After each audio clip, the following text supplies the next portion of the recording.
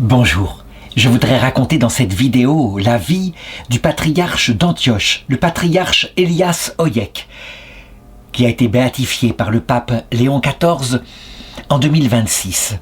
Je voudrais raconter sa vie d'autant plus que, il me semble, elle est tout à fait significative.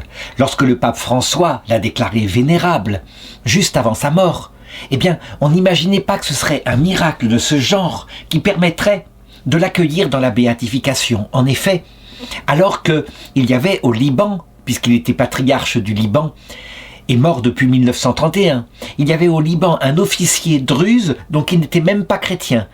La religion druze, c'est une variation de l'islam, qui était malade gravement. Les médecins avaient tout tenté pour essayer de le guérir d'une maladie qui s'appelait une spondylolyse bilatérale chronique, donc une dégradation de la colonne vertébrale. Il vit en rêve un homme qui lui apparut. Et le lendemain, lorsqu'il se réveilla, il était totalement guéri. Il n'avait pas reconnu l'homme, il essaya de l'identifier. Et très vite, on lui apporta une image du patriarche. Et il le reconnut immédiatement. C'est ainsi que le miracle qui fut attribué au patriarche Elias Hoyek n'avait pas eu lieu pour des chrétiens, mais pour un musulman qui ne l'avait même pas demandé. Et c'est significatif. En effet, ce patriarche a eu un rôle très important. Il est même souvent nommé comme l'un des pères fondateurs du Grand Liban, à la fin de la guerre 14, à la chute de l'Empire ottoman.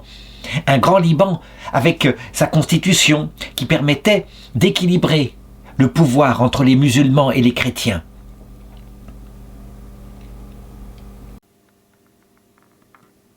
Donc, ça me paraît évident. Depuis le ciel, ce miracle en faveur d'un musulman, venant d'un patriarche chrétien, c'est significatif de quelque chose qui, à l'avenir, devra sans doute se développer. Cette réconciliation, si c'est possible, entre un islam débarrassé de sa volonté de s'imposer à la place des autres peuples et un christianisme recevant de l'islam, ce zèle pour Dieu qui fait qu'on ne laisse pas ainsi dans le laxisme des lois qui s'opposent à la nature humaine s'imposer peu à peu dans le monde. La collaboration entre ces deux témoins finalement, même si nous chrétiens nous ne pensons pas que Mohammed est prophète de Dieu, mais manifestement nous pensons qu'il y a eu une sorte de bénédiction de Dieu sur l'islam, parce que sans doute, eh bien, comme on le voit dans la prophétie sur Abraham et ses deux descendances, sans doute Dieu avait une pastorale qui nous paraît mystérieuse, en vue de nous mener à la vie éternelle. Eh bien, sans doute que ces deux témoins collaboreront vers la fin du monde, face au dernier antéchrist, celui qui essaye de faire disparaître le nom du vrai Dieu de la surface de la terre. Elias Hoyek est né dans le village d'Elta, dans le Liban. À l'époque, il naît en 1843.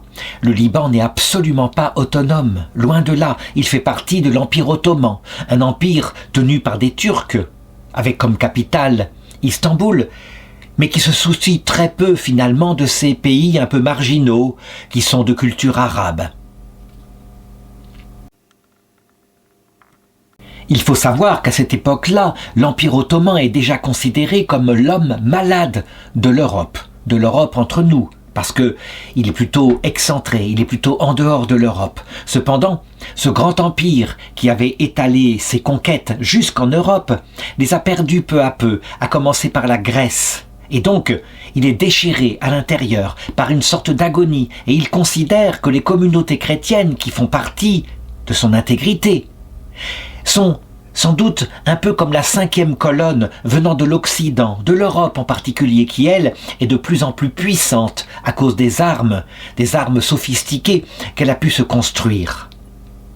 Ainsi, jusqu'à la disparition de l'Empire ottoman, à la fin de la Première Guerre mondiale, eh bien, on le voit un peu comme une bête malade, à l'agonie, qui se défend et qui s'en prend aux communautés chrétiennes. Mais, en 1843, on peut dire que le Liban est un peu marginalisé, qu'il y a un gouverneur ottoman, mais, je dirais, on ne s'en occupe que très peu de ce pays.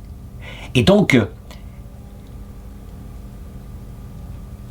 Elias, qui est catholique, comme le sont les maronites, c'est une chrétienté d'Orient qui a rejoint l'Église catholique. Eh bien, il entre d'abord au séminaire de Gazir en 1859, à l'âge de 16 ans. Je n'ai trouvé aucun renseignement sur l'origine de sa vocation, mais manifestement, elle semble être profonde, spirituelle, pas seulement patriotique. Et là, il reçoit une très bonne formation. Il apprend le français, l'arabe, le syriaque, le latin, le grec, et il fait d'abord quelques études de philosophie. On peut dire que globalement, il y termine son lycée, avant d'entrer en 1866 au collège de la Propaganda à Rome, c'est-à-dire un collège qui forme les meilleurs prêtres, ceux qui sont les plus intelligents, en vue de leur ordination. Il est finalement ordonné prêtre maronite en 1870, et là, il retourne au Liban. Il faut savoir que dans le clergé maronite, il y a des prêtres mariés, mais il y a aussi des prêtres célibataires qui choisissent de s'engager dans cette voie-là, et c'est cette voie qu'il a choisie. Au début, puisque son père est décédé, il s'occupe d'abord de sa mère et de ses frères, au Liban. Et très vite, on lui confie un poste d'enseignement. Il enseigne la théologie pendant 2 ans au séminaire Saint-Maron. Ses cours sont évidemment d'une extraordinaire profondeur et surtout, on remarque sa personnalité. Il n'est pas n'importe qui. Il ne faut pas se fier seulement à son regard perçant, à cette grande barbe qu'ont les prêtres orientaux. C'est un homme qui pratique à la fois l'ascèse et la contemplation. Dans cette première phase, alors qu'il est un jeune prêtre, qu'il n'a pas encore 30 ans, on le remarque, il vit sérieusement, comme vivraient les moines.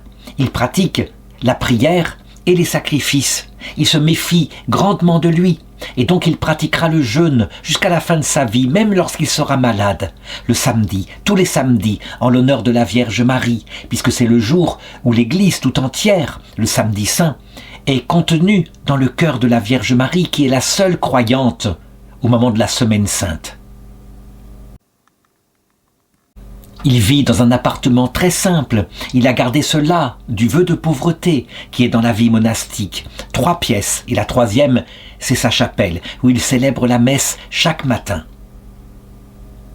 Il faut noter cela, c'est fondamental si on veut le comprendre. Il est véritablement comme la branche d'une vigne, dont, je dirais, la racine est sur le pied de vigne, le Christ, par sa vie contemplative. Il suit les directives de la Vierge Marie qui, toujours dans ses apparitions, parle de prière et de pénitence. Ça joue énormément. Cependant, il faut le savoir, quelquefois, parmi les contemplatifs, il y a des hommes qui, disent « Seigneur, Seigneur ». Ils prient, et ne ce sont pas des hommes d'action. Il y a une autre qualité que je voudrais révéler ici, ce qui fait que très vite on va le repérer. C'est que il est un homme énergique. Il a un zèle apostolique ardent. Ça veut dire qu'il s'occupe des chrétiens du Liban. Vraiment, il veut leur faire connaître leur foi, l'approfondir, les former. Il est aussi intelligent. Il est diplomate. Il faut savoir que on n'est pas forcément, quand on a un zèle apostolique, diplomate. On peut quelquefois un peu, être comme une balle dans un jeu de quilles et donc se mettre à dos des autorités. Lui, il sait respecter les autorités, ce qui lui sera d'une grande utilité. À titre de diplomate, il ne blesse pas les susceptibilités, et c'est de cette manière-là, en alliant toutes ses qualités, la contemplation, l'action, qu'il fera de grandes choses. Et donc, très vite, après 2 ans d'enseignement de la théologie, on le remarque. Et le patriarche d'Antioche. Antioche, c'est l'un des 5 patriarcats de l'Église universelle et qui comprend en particulier cette région du Liban, qui, je l'ai dit, fait partie de l'Empire ottoman. En 1872, il est nommé secrétaire du patriarcat qui l'installe dans sa résidence et qui lui confie une mission très vite. Il veut qu'il aille à Rome. Il veut qu'il prenne à bras-le-corps une grande mission, créer un séminaire pour la formation des prêtres maroniques à Rome. Il faut donc récolter de l'argent, il faut trouver des étudiants qui étudieraient, mais aussi des professeurs. Il va prendre cette mission que lui confie le patriarche à bras-le-corps à partir de cette époque. Je l'ai dit, il est intelligent. il connaît les forces et les fragilités de l'Église du Liban. L'Église du Liban est une Église qui risquerait d'être marginalisée. Elle a une liturgie particulière qui vient d'Orient, mais elle fait partie d'une entité qui fait partie de l'Empire ottoman, qui est un empire musulman. Il y a certes des lois dans l'islam qui protègent les minorités comme les chrétiens, mais ce sont des lois en même temps qui mettent les chrétiens en une grande soumission avec un impôt à payer obligatoirement par tête de personnes chrétiennes. Et si on paye l'impôt, alors on est plus ou moins respecté. Cependant, on voit des chrétientés qui, quelquefois, n'étant pas parfaitement libres, s'exilent à l'étranger, partent un peu partout dans le monde. En particulier en France, il y a beaucoup de Libanais, en Amérique, mais aussi en Égypte. Bref, c'est une chrétienté qui fond peu à peu dans cet espace de vie qu'est l'Empire ottoman, où la liberté n'est pas parfaite. Comment faire donc pour protéger la chrétienté du Liban ? Il se rend compte, et il aura par la suite, durant tout son apostolat, deux finalités. Premièrement, il faut travailler à la formation des prêtres, des bons prêtres, des saints prêtres, des prêtres qui connaissent la théologie, mais qui soient aussi des hommes d'action, des pasteurs de terrain. Et cette mission-là, providentiellement, on la lui a confiée. Il doit fonder le collège, le séminaire de Rome pour les prêtres maronites. Deuxièmement, il y a la famille chrétienne au Liban. C'est dans la famille que naît la chrétienté, qu'elle se transmet, en particulier par les mères. Comme je vais le montrer par la suite, ce sera la deuxième mission de sa vie. Et là, il faut que je raconte son action, parce que, véritablement, on le voit, c'est un homme complet. Ce n'est pas pour rien que le Seigneur l'a choisi pour être un peu plus tard le patriarche. Vers 1890, ayant cette mission, on le voit. Il a les pieds sur terre. Il faut qu'il aille en particulier sur le pays qui particulièrement protège le Liban à cause de liens très anciens. C'est la France. Et donc, il y va avec son physique, avec sa soutane de prêtre, et il demande des fonds, de l'argent aux familles riches, aux familles chrétiennes, catholiques de France, pour pouvoir fonder ce séminaire à Rome. Il fait le tour, il rencontre le gouvernement, 1890, il faut le savoir. C'est une époque où Napoléon III est tombé depuis à peu près 20 ans, et donc c'est une époque assez anticléricale. Et pourtant, avec son sens diplomatique, il va savoir attirer la sympathie du gouvernement français, qui va effectivement lui procurer des dons. Il rencontre les ministres de l'époque, il rencontre aussi les chrétiens. Et donc il revient bientôt à Rome avec tout l'argent qu'il lui faut. Et il passe à l'acte, il a les professeurs, et il installe dès la première année 8 étudiants maronites au séminaire Saint-Sulpice de Paris, puis il les transfère à Rome. Évidemment, on s'en doute, une telle initiative d'un prêtre plein de zèle, qui n'a pas dépassé 50 ans, attire forcément la suspicion de l'Empire ottoman, qui, je l'ai dit, est absolument, en observation des chrétiens, les chrétiens étant soupçonnés d'être un peu la 5e colonne qui viendra faire exploser l'Empire ottoman. Alors qu'est-ce qu'il fait ? Il se rend à Istanbul, il rencontre le sultan, et là, il manifeste que, au plan politique, il est un fidèle sujet de l'Empire ottoman. Il veut faire disparaître les suspicions. C'est très habile, de manière diplomatique, et c'est très nécessaire, ne serait-ce que pour que son initiative puisse continuer. Et là, je voudrais m'arrêter un instant. Certains diront, mais est-ce que ce n'est pas de la mondanité que de ainsi parcourir les sphères du pouvoir ? Et c'est vrai, on pourrait le dire quelque part, puisqu'il rencontre aussi le pape en 1893. Il est de partout. Il ne semble pas être auprès des pauvres, comme devrait l'être un prêtre. En réalité, on se trompe en jugeant ainsi. S'il est auprès des riches et des hommes du pouvoir, c'est qu'il n'a qu'une seule idée. Les hommes de son peuple et les femmes de son peuple et les familles de son peuple. Non, vraiment. Il ne participe au dîner mondain, à titre, je dirais, de prêtre envoyé par le patriarche d'Antioche, que parce que ça lui permet, évidemment, d'obtenir certaines créations, certains avantages pour le peuple chrétien du Liban.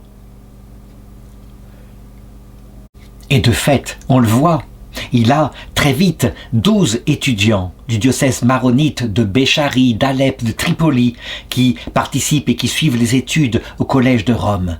Mais je l'ai dit, il y a une deuxième finalité qui lui tient à cœur, les familles catholiques.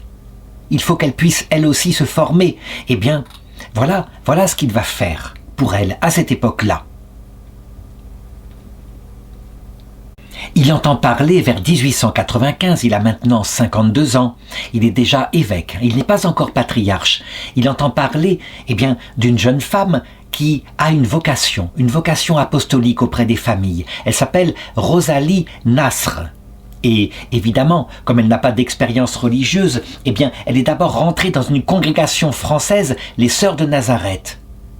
Il la rencontre et là, il décide avec elle est véritablement envoyée par la Providence, de fonder maintenant. Il se sert de son pouvoir d'évêque, du pouvoir qu'il a sur le droit canonique, pour fonder une congrégation religieuse dont le but est l'éducation chrétienne des jeunes filles de tous les villages du Mont-Liban. Cette communauté qui va s'appeler la communauté de la Sainte Famille va devenir bientôt le plus grand ordre religieux maronite féminin s'occupant de la famille au Liban. Et pourtant, l'œuvre commence très petite, puisque mère Rosalie Nasr n'a que 2 autres religieuses avec elle, à savoir sœur Estéphanie Carduche et sœur Orcella Laoud. Ça ne fait rien. On démarre petit, mais ça grandit, ça va grandir et ça va s'étendre. Il met tout son pouvoir apostolique, son approche maintenant, puisqu'il est évêque, du droit canonique, pour favoriser, pour aider cet ordre à se développer. Évidemment, on le voit, c'est donc l'homme qu'il faudrait, là où il faudrait, c'est-à-dire aux plus hautes fonctions dans l'église maronite du Liban. Regardez comment ça va se produire. De manière absolument extraordinaire pour le coup. Le 24 décembre 1898, il a alors 55 ans, voici que le patriarche d'Antioche, Jean Al-Hajj, décède. Et donc, tous les évêques de cette région apostolique doivent se réunir pour une sorte de conclave. Et puis, manifestement, on ne se met pas d'accord sur l'élection du successeur et on décide de procéder à la manière dont avaient procédé les apôtres, juste après le suicide de Judas, qui avait abouti à l'élection de l'apôtre Matthias.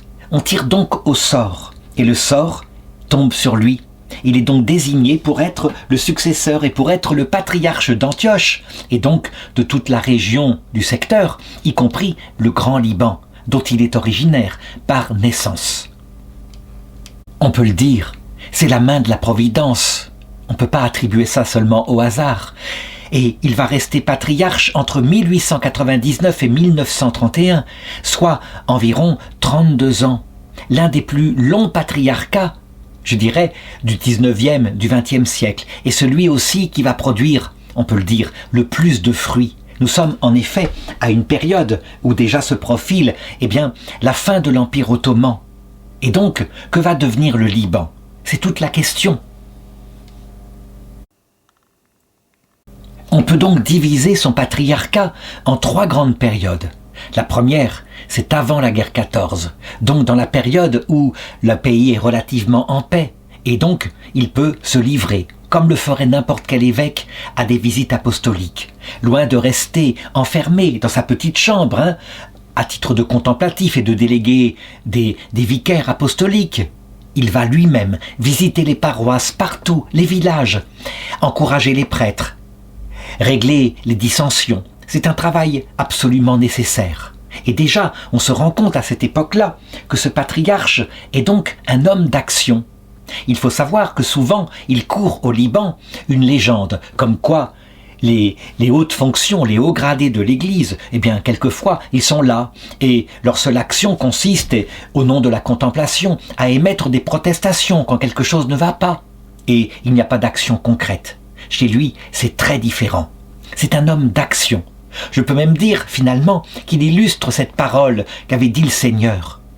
Il ne suffit pas de dire « Seigneur, Seigneur » pour obtenir la vie éternelle. Mais il faut faire la volonté de mon Père qui est dans les cieux. Le patriarche Elias Oyek, c'est tout à fait ça. Quand il entend parler de n'importe quel problème, il le règle. Oh, il ne le règle pas simplement en utilisant le bâton de son autorité et la sanction.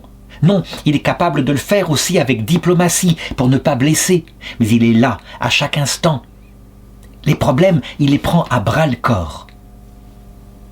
Et Dieu sait s'il y en a des problèmes. Il faut favoriser les deux finalités dont j'ai parlé tout à l'heure, la formation des prêtres. Et donc, il encourage des frères des écoles chrétiennes, des frères maristes, des frères lazaristes, fondés par Saint Vincent de Paul, à venir au Liban, donc à partir de la France, de manière à étoffer l'Église et le clergé, de manière à avoir des formateurs pour toutes les écoles théologiques qu'ils fondent.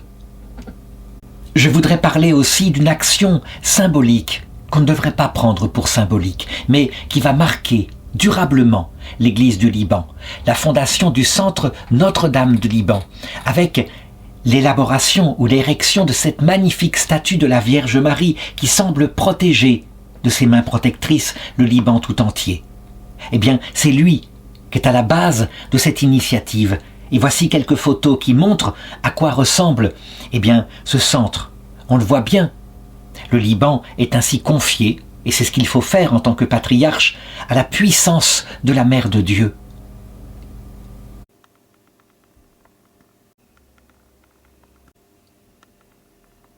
Attention, c'est une puissance étonnante, hein. Ce n'est pas une puissance qui va s'exercer seulement de manière politique, loin de là. La Mère de Dieu, quand on lui confie quelque chose, comme d'ailleurs au Sacré-Cœur de Jésus, souvent, eh bien, on ne semble pas voir sur terre des réalisations concrètes. Mais soyons-en sûrs, elle est comme une mère, elle prend sa mission à cœur aussi. Et quelquefois, du ciel, elle envoie des épreuves. Mais alors, quand on sait qu'on est dans la main de la Vierge Marie, on sait que ces épreuves ont comme but la purification du cœur, y compris de l'Église maronite, en vue de la vie éternelle. Le Liban va connaître effectivement, à partir de l'érection de ce sanctuaire, de grandes épreuves, comme je vais le raconter par la suite, surtout avec la deuxième phase de sa vie, la phase de la guerre 14-18. Des persécutions, des famines, des tremblements de terre, toutes sortes de choses. Mais l'Église va en sortir purifiée de l'intérieur, plus fervente sans doute. En tout cas, pour le moment, le patriarche Elias Oyek, eh bien, il ne s'occupe pas seulement des chrétiens du Liban, les maronites, et ceux, eh bien, de son patriarcat qui s'étend beaucoup plus loin que le Liban, jusqu'en Israël, qui n'est pas encore fondé comme État à cette époque-là. Il regarde et il se soucie aussi des chrétiens maronites de la diaspora tout entière, qui se sont dispersés un peu partout. Il y en a beaucoup en Égypte, où là, ils peuvent trouver du travail. Beaucoup vont partir en France, la France étant, je dirais, traditionnellement le pays protecteur du Liban. Concrètement, comment est-ce qu'il agit? Eh bien, là, en l'occurrence, il agit principalement par la diplomatie. Il reprend ses voyages. Il se rend, par exemple, eh bien, à Paris, en France, en 1905. Nous sommes à une période où la France a décidé d'expulser les ordres religieux catholiques. Il se rend à Paris et il montre à quel point il ne faut pas abandonner le Liban. Et il l'obtient. Les raisons du gouvernement franc-maçon de cette époque-là sont simplement politiques, à savoir que le Liban est un protectorat français. La chrétienté du Liban, il s'en soucie que très peu, mais curieusement, le patriarche Oyek arrive, eh bien, à les pacifier. Je pense en particulier, 1905, eh bien, au président du Conseil en France, Émile Combes, qui est celui qui expulsera jusque aux trappistes ou aux moines chartreux. C'est quelque chose d'incroyable. Et évidemment, tous les ordres religieux apostoliques qui s'occupent d'écoles catholiques. On veut, à cette époque-là, c'est le gouvernement franc-maçon français qui le veut, on veut laïciser la France et donc se débarrasser du christianisme. Le patriarche Oyek va protéger le Liban et la chrétienté du Liban. Et sa seule autorité va obtenir des merveilles. En revenant de son voyage en France, il se rend à Istanbul. Et là, il arrive à rencontrer le sultan d'Istanbul. Il y est reçu. Et là encore, eh bien, il obtient certaines améliorations, certaines protections pour le Liban. Le sultanat ne s'étant pas assez occupé de ces régions plus éloignées du centre, le centre étant ottoman, là où est la langue turque. Évidemment, dès cette époque-là, il marche un peu sur des œufs. Il faut être extraordinairement diplomate, puisque je l'ai dit, la Turquie considère la France, qui est chrétienne selon elle. La Turquie n'a pas un jugement, je dirais, tout à fait lucide sur ce qu'est en train de vivre la France. Elle la considère comme marquant cette influence pour favoriser les chrétiens. Or, les chrétiens sont très mal vus dans l'Empire ottoman, considérés, je l'ai dit, comme la 5e colonne, les espions venant d'Europe. La deuxième période de son patriarcat va être celle de la terrible guerre 14, la Grande Guerre. Et là, l'Empire ottoman, il s'allie avec l'Allemagne impériale de Guillaume II. Et il y a en face les Alliés, les Anglais, les Français. Et évidemment, du coup, le Liban et le patriarche, qui est assez proche des Français, est considéré comme possiblement un espion. En tout cas, le gouverneur du Liban le met en surveillance. Il voudrait même, quelquefois, peut-être, malgré la grande autorité qui émane de lui à cause de son poste de patriarche, il voudrait même, si possible, le renvoyer en exil. C'est la grande période, cette période de la guerre 14, où l'Empire ottoman va pratiquer un génocide presque systématique sur des chrétientés orientales. Le Liban va subir l'invasion de l'armée turque et il y aura une famine. On considère que durant cette guerre 14, un tiers de la population libanaise, mais pas seulement les chrétiens, un tiers de la population va mourir à cause de la famine qui est là, qui se répand. Il n'y a pas que l'armée ottomane qui est responsable de cela, il y a eu aussi d'autres fléaux, comme par exemple une invasion de criquets. Mais il y a aussi un génocide qui se fait contre les chrétiens arméniens. Les Turcs actuellement nient qu'il y ait eu un génocide et disent « mais non, ce n'est pas un génocide, nous avons simplement exilé des chrétiens qui étaient là et qui étaient alliés avec les alliés, qui étaient contre nous pendant la guerre 14. » On ne peut pas ainsi nier un tel génocide. On ne peut pas déporter des femmes, des enfants, les mettre au milieu d'un désert, faire qu'ils meurent de misère et de faim, par centaines de milliers, sans parler d'un génocide. Il est évident que l'Empire ottoman, qui est à l'agonie, qui ne survivra pas à la guerre 14, essaye de se débarrasser des minorités pour essayer d'unifier de manière nationaliste et islamiste tout l'Empire autour de l'islam. Ça paraît évident. Comment agit le patriarche qui est maintenant, en 1914, à 71 ans, qui est donc proche de la vieillesse? Il agit toujours de la même façon, par l'action et par la diplomatie. Calmer le gouverneur ottoman et puis mettre tous les biens du patriarcat au service de ce qui est absolument le plus important que tout. Plus important que les bâtiments d'église, il y a le temple de Dieu, qui est la personne humaine. Et donc on le voit, qui se dévoue de tous les côtés, déléguant son clergé pour aider les personnes qui sont au bord de la famine. Il n'oublie pas de se servir de ses relations. Il met en avant ce poste qu'il a obtenu, qui lui donne évidemment un immense prestige, pour obtenir de l'aide de la France, de l'aide en nourriture particulièrement, au risque évidemment d'être suspecté une fois de plus par l'Empire ottoman. Mais pour lui, c'est absolument important. Et puis, la guerre 14 se termine avec donc une véritable catastrophe pour les chrétiens d'Orient. Et ensuite, la Turquie, l'Autriche, l'Allemagne ayant perdu la guerre, voici que se profile la troisième partie de son patriarcat, à savoir la réunion des Alliés à Versailles, pour voir ce que deviennent ces anciens empires, les empires de l'Axe. Aucun ne va survivre. L'empire d'Autriche est démembré. Le dernier empereur, Charles, sera béatifié par l'Église catholique. C'était un homme de Dieu, un homme juste. Et l'Empire ottoman lui-même va être démembré. De la même façon, on ne veut plus cette puissance ainsi. L'Empire ottoman va évidemment essayer de subsister à travers le nationalisme des jeunes Turcs. Il y aura des guerres, des conquêtes. Une guerre contre la Grèce en particulier, qui relève la tête et qui voudrait peut-être prendre une revanche par rapport aux années de domination qu'a eu l'Empire ottoman. En ce qui concerne le Liban, qu'est-ce qu'on va en faire? L'idée des Alliés, à Versailles, c'est peut-être de créer, comme on l'a promis avec en particulier Laurence d'Arabie, qui était un officier anglais, promettre peut-être la création cette fois d'un empire arabe qui réunissent toutes les terres du secteur qui parlent arabe. Le risque est énorme pour le Liban, qui lui voudrait être reconnu dans sa spécificité. Il ne se considère pas comme faisant partie ni de l'Empire ottoman, ni d'un futur empire arabe. Pourtant, il y a un sultan arabe, qui voudrait obtenir ça. Finalement, l'influence du patriarche Elia Oyek, va permettre que le Liban obtienne son autonomie.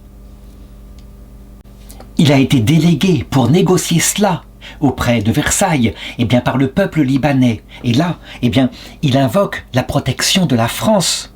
Ce pays, ce jeune pays, sera autonome, mais il faut l'organiser. Il faut bien un protecteur puissant, et les armées françaises sont puissantes, effectivement. Cependant, les Turcs, eux, considèrent cela peut-être comme la manifestation extérieure de ce qu'il cachait dans son cœur, à savoir l'explosion de l'Empire ottoman. Il est donc en danger à cette époque-là, d'autant plus que pour se rendre à Paris, il faut passer à portée des canons, des restes de l'Empire ottoman. Pourtant, il y va, il effectue ses voyages alors qu'il est déjà très âgé. Il obtient une rencontre avec le président du Conseil français, Clémenceau. Le Tigre, celui qu'on considère comme le vainqueur de la Première Guerre mondiale, et Clémenceau prend parti pour la protection du Liban. Et le Liban trouve et obtient des frontières selon l'ancienne terre, pas seulement le mont du Liban, mais on peut le dire tel que les cartes actuelles le présentent. Cependant, il faut le remarquer, il y a une difficulté. Le Liban est un pays multiconfessionnel. Il y a des musulmans, sunnites, il y a des chiites, il y a des druzes qui sont un genre de musulmans. Il y a des chrétiens, maronites, mais aussi d'autres formes de chrétienté. On peut le dire, c'est grâce à l'influence du patriarche Oyek que cette constitution particulière au Liban va être instituée, à savoir chacun ayant une certaine place, le président de la République étant chrétien, le Premier ministre étant obligatoirement musulman, bref, dans un équilibre pour qu'une harmonie puisse exister. Cette harmonie va rester durant des décennies, avant que, évidemment, le pays ne soit déséquilibré par les réfugiés palestiniens qui viendront après le Septembre noir, ce qui provoquera des guerres civiles.